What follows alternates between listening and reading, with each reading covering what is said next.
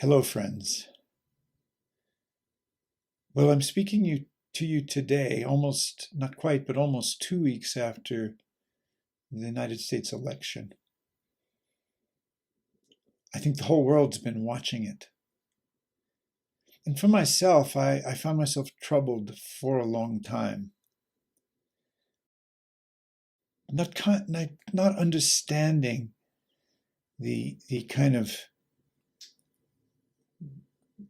really divisive partisanship, not understanding why people would want to continue to listen to Trump or vote for him, and why other people, just find him to be so hateful. So with the result of the election, although it hasn't been formally decided,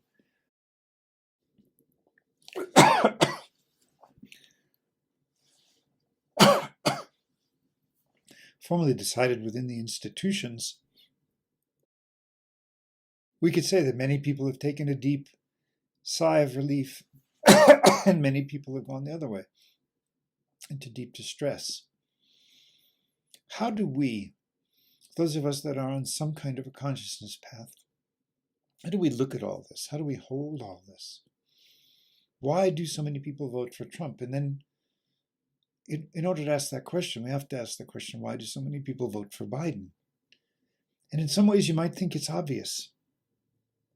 But it wasn't until I was on a walk and suddenly felt inside of myself that I was dropping into the place where each of them appealed to a different dimension of aliveness within us, and maybe different, aspects of the evolution of the soul.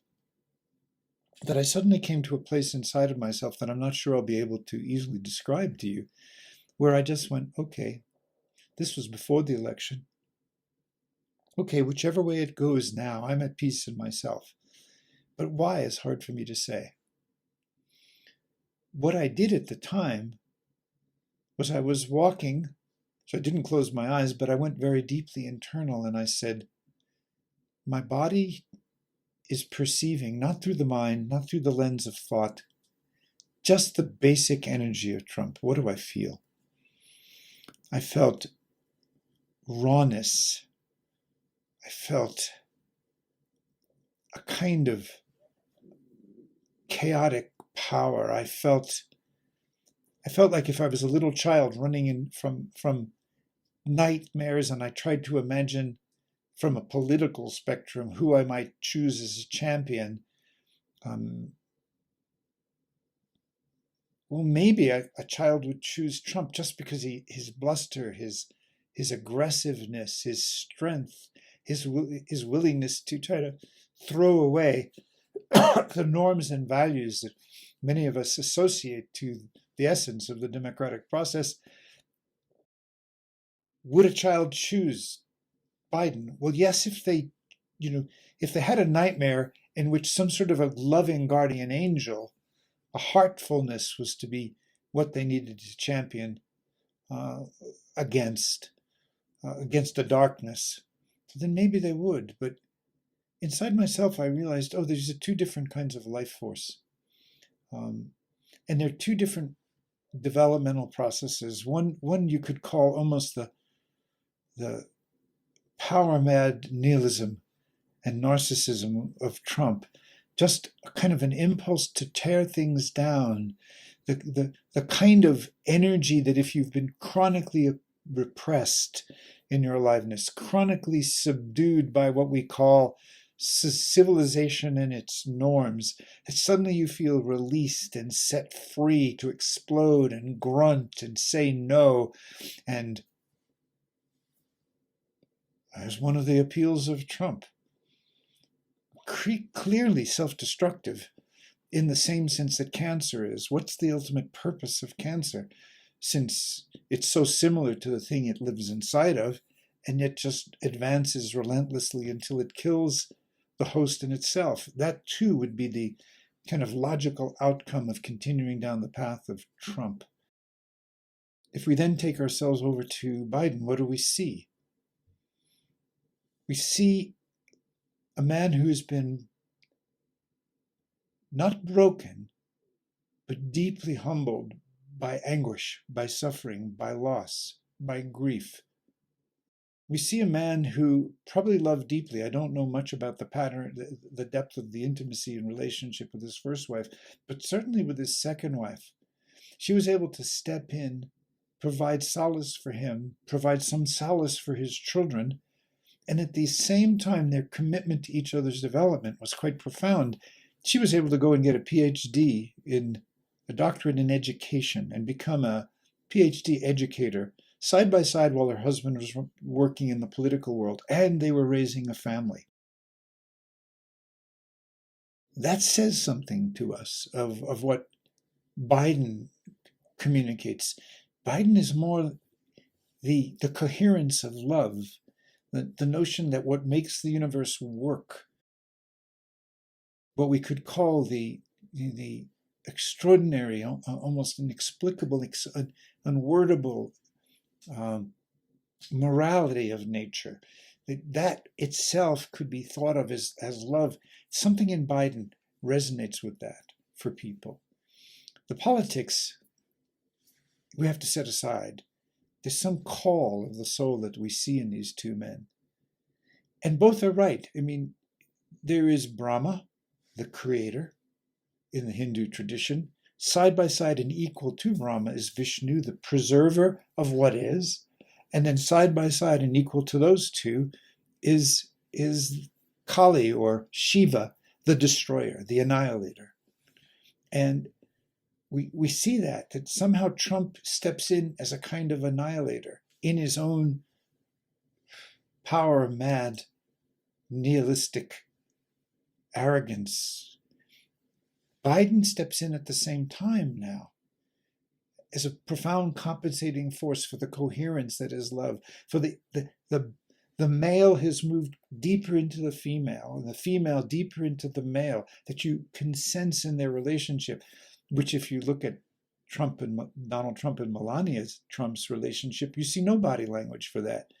We know for a fact that she negotiated a new prenuptial agreement to ensure herself and her son more money before she would join him in the White House in 2016. So what does that say about the transactional relationship of their marriage, the absence of love, the absence of intimacy, the self-interest involved? These two kinds of things are standing there in front of all of us, for all of us to try to hold right now, to hold as forces of aliveness and not simply be in reactive emotion, to hold Biden inside of yourself and his family and his marriage as one energy, one dynamic, which many, many people would prefer. And so he was elected with about 5 million popular vote majority. But on the other side, this Shiva energy, this chaos, this raking down, somehow maybe also in service to the birth of a new consciousness on our planet, perhaps more aligned with what Biden seems to embody and radiate, but which can't come into place with the status quo of what the Democratic Party represents and policies for, or the Republican Party represents and policies for. These are movements, I think, bigger than for any of us to understand. So we like to live in our emotional reactions. We like to live in our judgments and our psychological interpretations. And yet what we're really being asked for is a deeper literacy at the mode of our own capacity to feel tremendous disparity.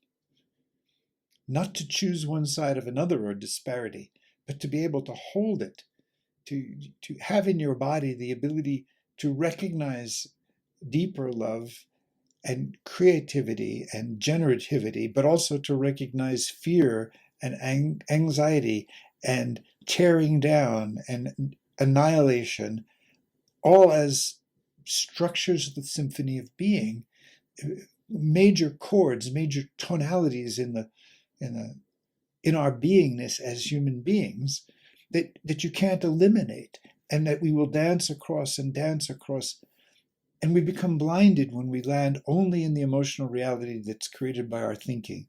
by our judgments of Trump or our judgments of Biden, on our attacks of Trump or our attacks on Biden, depending on what side you're on. Then there is anger. And then there's hope, but hope is no kind of strategy. Then there is rage. Then there is,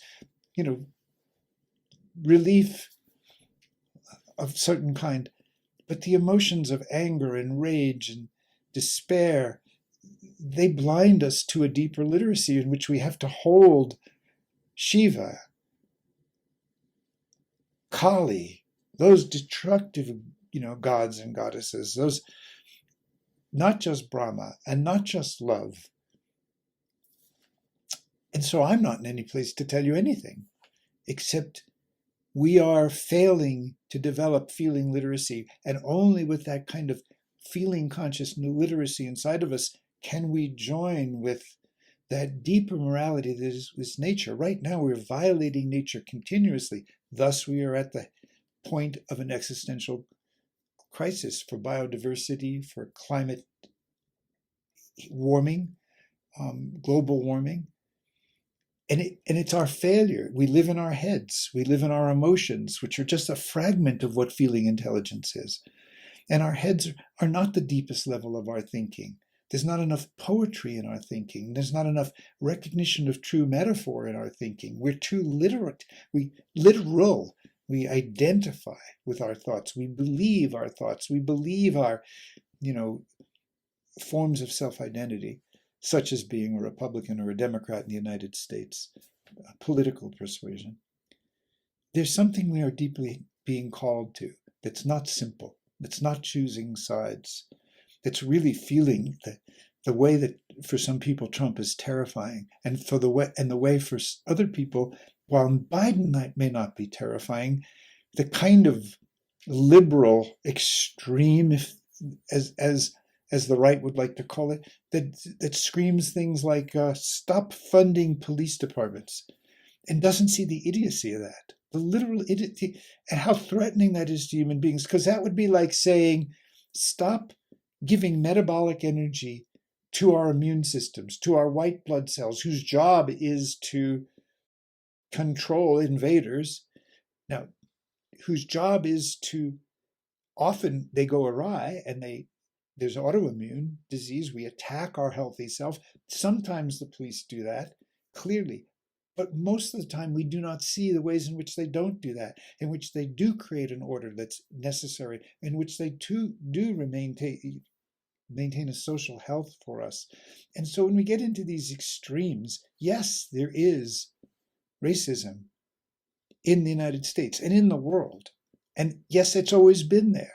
And yes, we're gradually outgrowing it, but you can't defund the police. It's nonsense, and it's the kind of extreme forms of thinking that generate extreme forms of emotion that make us blind to the deeper feeling intelligence, the deeper feeling literacy we all must have if we are to go forward.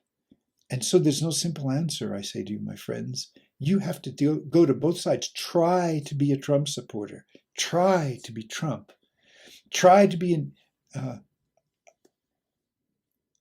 one of the survivalists.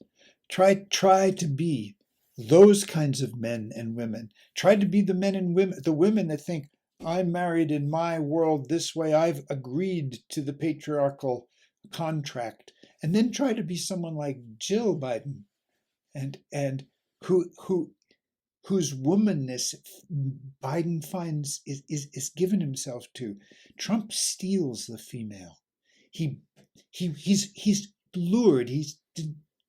And so many men are like this. It's beyond the Me Too movement. He's lured to the female. But once he has her, once he impregnates her, he never actually incorporates anything of the female inside of him, the woman way of knowing, the female genius, because man and woman, male and female, are the one that have become two. You look over at Biden and you see more of that blending, more of that learning from each other. And yes, for some people, that's exactly where we want to go. For other people, no. We have to feel it all. We have to try to have that kind of depth of feeling literacy where we can hold all of this. And short of that, we will be on one side or the other, bouncing back and forth, constantly in emotional duress, emotional distress, constantly name calling, constantly blaming, unendingly.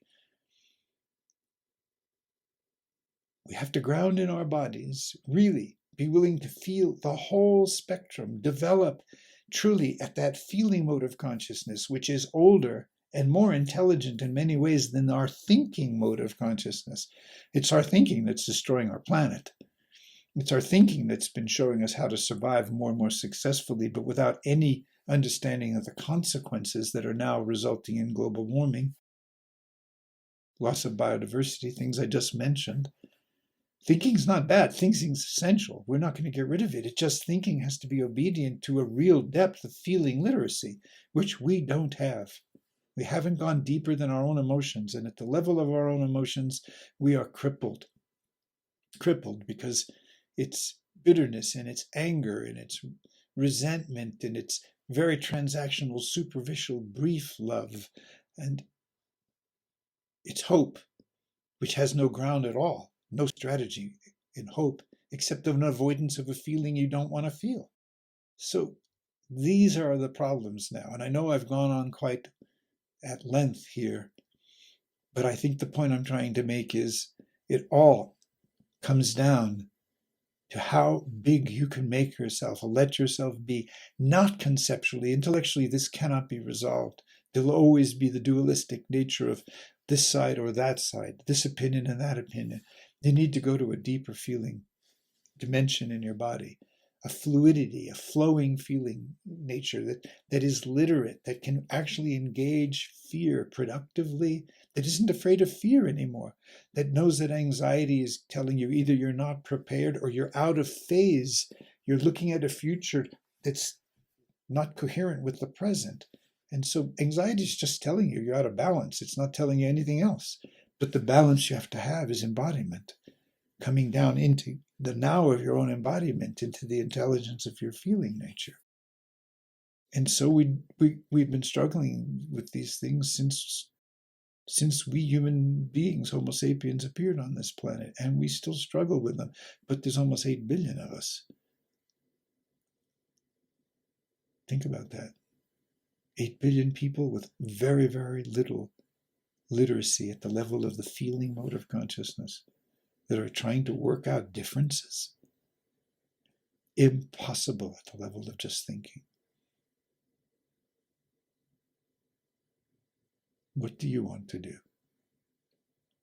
You have to slow down to take the journey I'm talking about.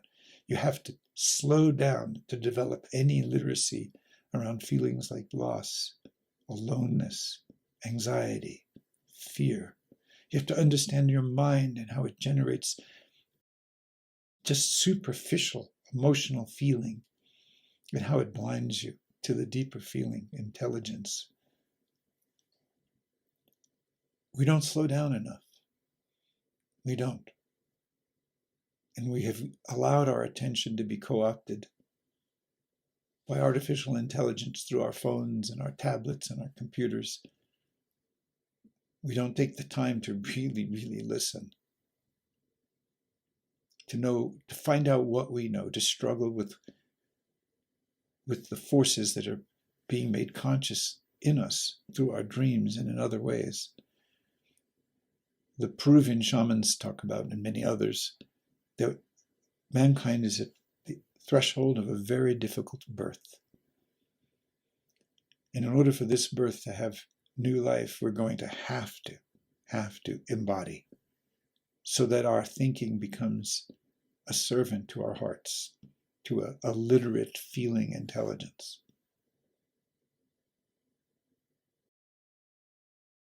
I'll stop here.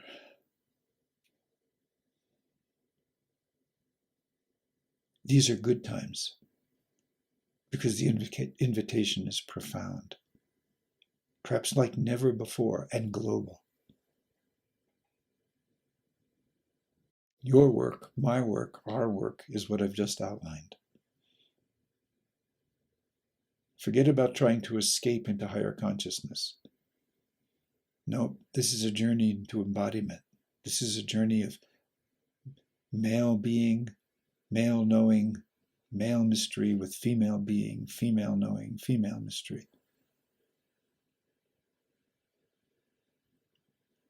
Or if your orientation is homosexual, it's a journey into profound relationship there as well, with the same male and female principles are also present, always present. Thank you.